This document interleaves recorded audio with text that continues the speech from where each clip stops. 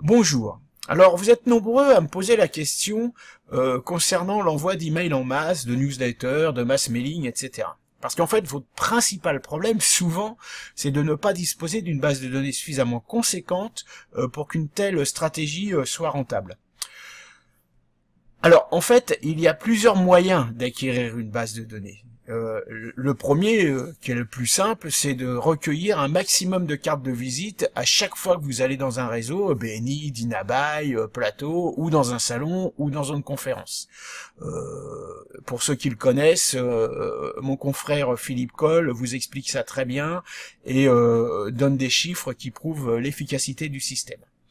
Le premier avantage de cette méthode, c'est qu'en fait vous avez un contact visuel avec la personne, ce qui vous permet d'avoir un taux de retour qui est très très bon, et donc vous avez par définition son autorisation.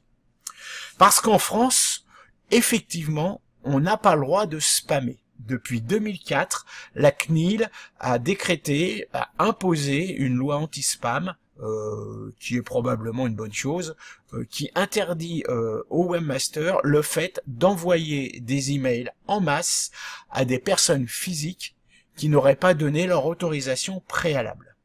Alors, leur autorisation préalable, vous savez comment ils la donnent. En général, c'est en recevant un lien dans leur boîte mail, un email dans leur boîte mail, où on leur demande de cliquer sur un lien d'acceptation. Ou alors, lors d'inscription sur un site, on va leur demander de cocher une petite case pour accepter de recevoir des emails. Une fois que les gens ont accepté le fait de recevoir un email, on dit que leur adresse email est opt-in, c'est-à-dire qu'en fait, elle est légale et qu'elle peut être spammée, c'est plus du spam, mais qu'elle peut être utilisée dans une base de données. Alors, en 2004, la CNIL avait mis le B2C et le B2B dans le même panier.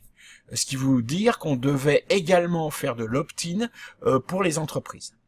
Et en 2005, la CNIL est revenue sur sa décision parce qu'en fait, cette loi interdisait toute forme de prospection numérique et c'était quand même relativement pénalisant pour les entreprises. Donc depuis 2005, on peut spammer, toujours entre guillemets, puisque du coup c'est plus du spam. Disons qu'on peut utiliser des adresses dans des envois en masse d'emails, que ce soit des newsletters ou de la prospection ou tout un tas d'autres choses, des adresses qui ne seraient pas opt-in. On dit que ces adresses sont opt-out, c'est-à-dire qu'en fait nous n'avons pas reçu l'autorisation préalable d'envoi d'email.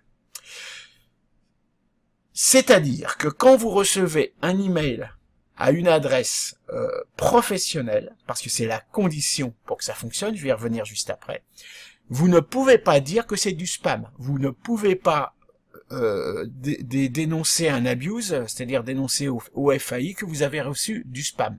Vous pouvez le faire, physiquement, il n'y a rien qui vous en empêche. Mais en fait, c'est une extrapolation exagérée de la loi, parce que la loi est très claire. Lorsqu'on vous envoie un email sur une adresse professionnelle, eh bien, n'importe qui peut vous spammer, toujours entre guillemets. Alors, c'est quoi une adresse professionnelle? Une adresse professionnelle, c'est d'abord une adresse qui va comporter le nom de votre société dans le nom de domaine.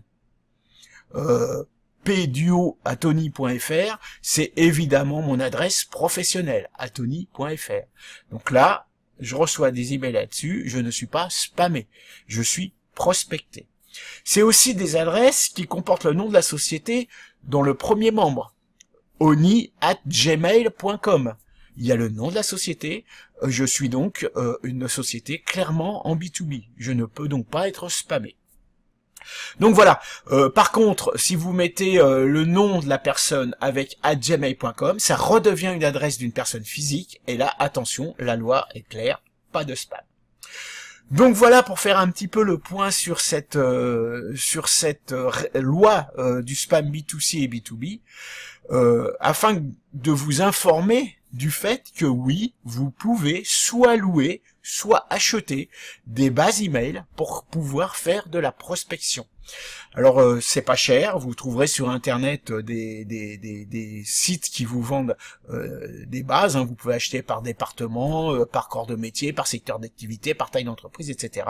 Et vous pouvez donc à partir de ce moment-là faire des campagnes d'emailing, de prospection sur des adresses uniquement professionnelles. Ça ouvre des perspectives d'acquisition de trafic.